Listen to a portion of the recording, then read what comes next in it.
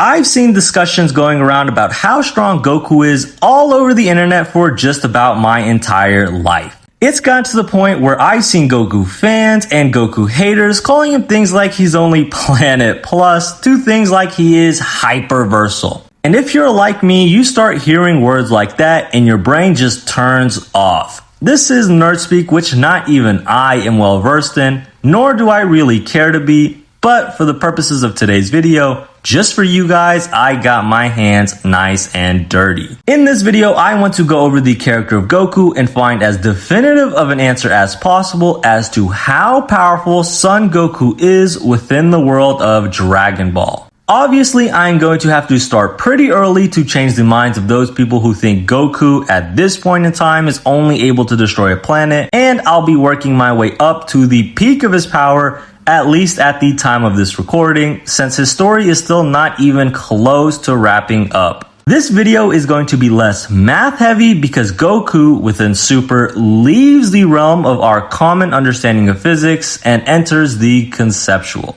But before we begin, please make sure to like and subscribe as it would mean everything to me. With that out the way, let us jump right into it. Pretty early within Z, we are thrust into an entirely different world than what we ended off in OG Dragon Ball. We start off crazy strong with Piccolo destroying a moon before the Saiyans arrive in order to stop Gohan from rampaging as an Ozaru. This is not a one-off as it becomes of narrative importance later when Vegeta is forced to make an artificial moon so that he can transform. Technically speaking, Master Roshi also destroyed the moon in early Dragon Ball, but just to avoid any contention at all, we will put the moon destroying feats at this level. That means at that point in time, with Piccolo's strength, he was able to exert 1.2 times 10 to the 29 joules of energy, which is what is required to destroy the moon. In that same saga, Vegeta threatened to destroy the Earth with his blast and constantly taunted Goku that he would do it, which Goku wholeheartedly believed. This makes sense because at that point in the story, Vegeta was significantly stronger than the Piccolo who had destroyed the moon however many months ago. So this statement seems to logically follow the narrative implications. This means at that point in time, Vegeta's base, not counting his ability to multiply his power by 10 times in his Ozaru form, he could output 2.24 times 10 to the 32 joules of energy. So for those of you who think Goku at the end of Z can only destroy a planet, here is strong evidence in both numerical and narrative form that Goku had planet-busting abilities very early in Z, let alone what monstrosity he is capable of further down the line. Also, just to touch on some stuff, his durability is the same as that of his output, and within the Saiyan saga, he is clearly relativistic to the speed of light, considering how he traveled across Snake Way to get to the battlefield, which keep in mind, Snake Way is 1 million kilometers in length. Taking it up a gear, we enter the Namek Saga, where we are introduced to the big bad of the series, Frieza, who makes Vegeta look like nothing in comparison. In a flashback, we see First Form Frieza destroy Planet Vegeta with ease while only in his first form. Keep in mind, Planet Vegeta would require far more energy to destroy than Earth, considering the fact that Planet Vegeta had a gravity 10 times more powerful than that of Earth's, creating an even greater gravitational binding energy which needs to be overcome to destroy the planet. This cements the fact that Goku can destroy much more than just a measly little Earth, considering what form of Frieza he had to go up against later. Speaking of which, Frieza's transformations. When Frieza transforms, his power increases dramatically, which in turn increases the potency of his attacks. To put it into perspective, First Form Frieza had a power level of 530,000, while Final Form Frieza had a power level of 120 million. Considering this factor, as well as some translations comparing Frieza to stars or celestial bodies, then it could be plausible to say that Final Form Frieza and therefore Goku could destroy a star. However, it would be dishonest of me to say it with full certainty since not all translations say star and I can't read the original, so for right now I'll label it as plausible but unconfirmed. To make note, within the Namek saga is where I put Goku being the speed of light, considering how he traversed across the planet nearly instantly. What we can confirm, however, is that Perfect Cell can destroy the solar system at maximum power in his strongest form. He makes this very claim when charging up his Kamehameha. This is supported by narrative as well, since if we do grant that Frieza is around star level, then Goku being stronger than Frieza, and the androids being stronger than Super Saiyans,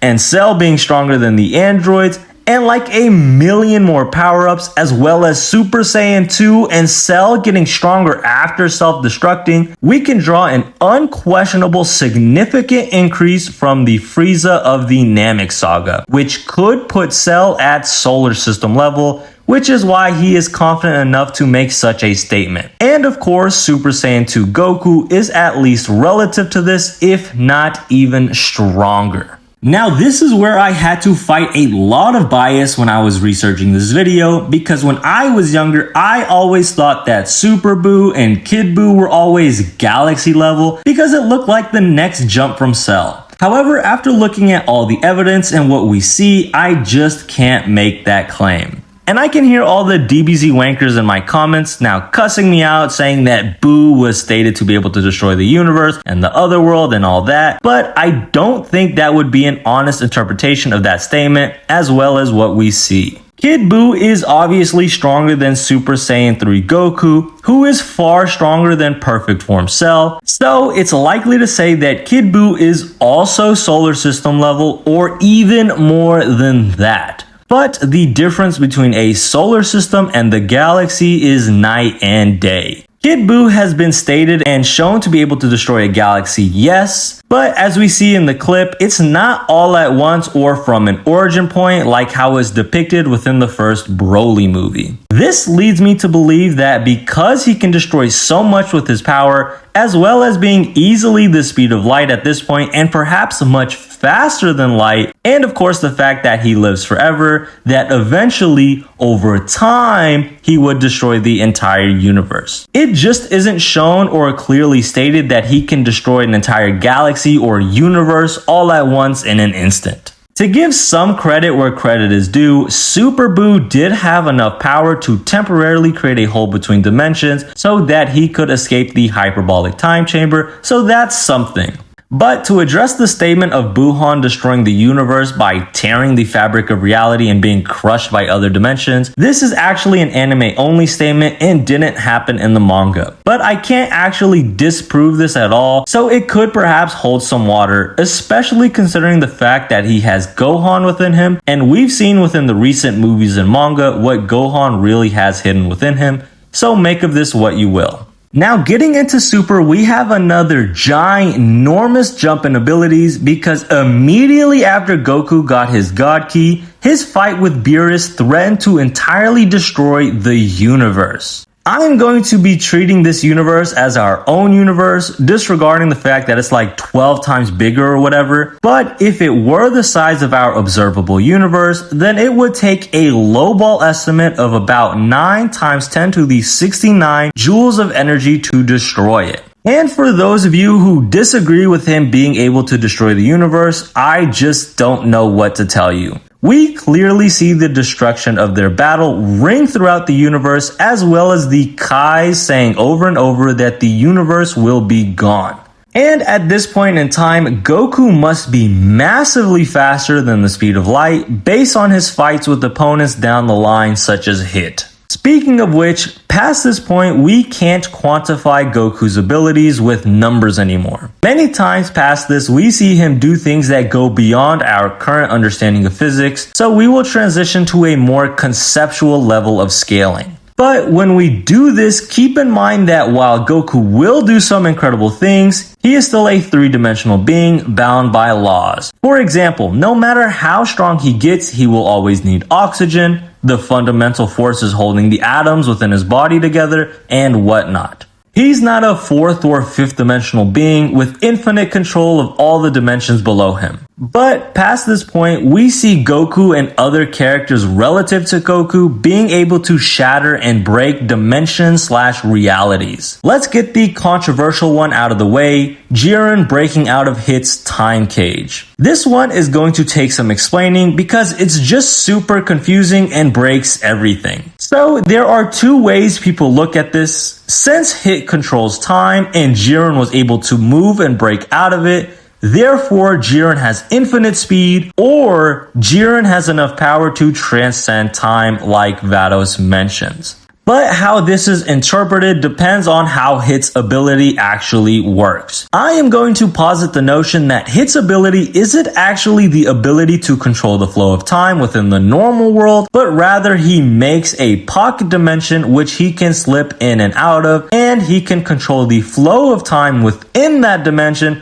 relative to the normal flow of time. Kind of like a supercharged hyperbolic time chamber. This makes sense because we know he can go into a separate dimension when he uses his intangible technique. So the time abilities are likely interwoven within that ability because otherwise the intangible technique is so random and out of the ordinary compared to all his other solely time-based techniques. As well as the animation appearing when his technique occurs is otherworldly rather than just a snapshot of everything frozen. The explanation for how long he can stay within his dimension when skipping through time is due to his ki or skill or whatever. And when keeping other individuals locked within his pocket dimension, like Jiren, he needs to constantly put more energy into it relative to the strength of the opponent, which is why he felt like he couldn't hold Jiren for long. Of course, until Jiren forced his movements beyond the dimension he was trapped in, until he just broke the goddamn dimension. So, it's unlikely that Jiren and therefore Ultra Instinct Goku have infinite speed or are beyond time, but rather they can shatter through dimensions with their power alone. Within the Tournament of Power, Ultra Instinct Goku also shook the entire void, which is obviously infinite. If you don't believe the previous 2 points, then look no further than the third piece of evidence. When Super Saiyan Blue Gogeta was fighting Broly in the newest Broly movie, and they accidentally shattered themselves out of their space-time, ending up in this weird, super aesthetic location until they shattered themselves back into the normal world. If we assume that Ultra Instinct Goku is relative to Broly, then we can imagine if those two were to fight that they could reproduce the same results,